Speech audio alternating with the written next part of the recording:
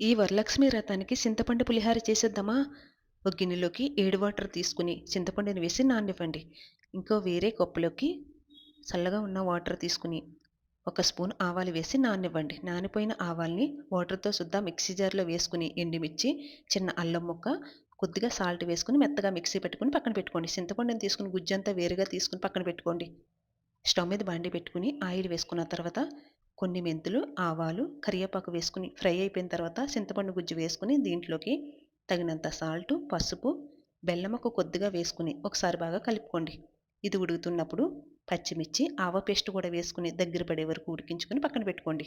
ఇప్పుడు పోపు వేద్దామండి. స్టవ్ మీద మళ్ళీ బాండీ పెట్టుకుని ఆయిల్ వేసుకున్న తర్వాత గుప్పుడు పల్లీలు వేసి ఫ్రై చేయండి. దీంట్లోకి శనగపప్పు, మినపప్పు, ఆవాలు, ఎండుమిర్చి వేసి ఫ్రై చేసుకున్నాక కరివేపాకు, జీడిపప్పు కూడా వేసుకుని ఇది కూడా ఫ్రై అయిపోయిన తర్వాత స్టవ్ ఆఫ్ చేసే ముందు ఇంగువ వేసుకుని ఒకసారి కలిపేసుకుని పక్కన పెట్టేసుకోండి. పులిహోరకి ఎప్పుడు కూడానండి పొడి పొడిలాడుతూ ఉండాలి. మరీ ఎక్కువగా ఉడకకూడదండి రైసు. ఇలా ఉడికిన రైస్‌లోకి ముందుగా చింతపండుని వేసుకొని ఒకసారి బాగా కలిపేసుకోండి. ఇప్పుడు పోపు కూడా వేసేసుకొని ఒకసారి మొత్తం అంతా కలిసేలా కలుపుకొని తీసుకుంటమేనండి. అంతేనండి, ఎంతో టేస్టీగా కమ్మగా ఉండి అమ్మవారికి పెట్టే చింతపండు పులిహోర రెడీ అండి.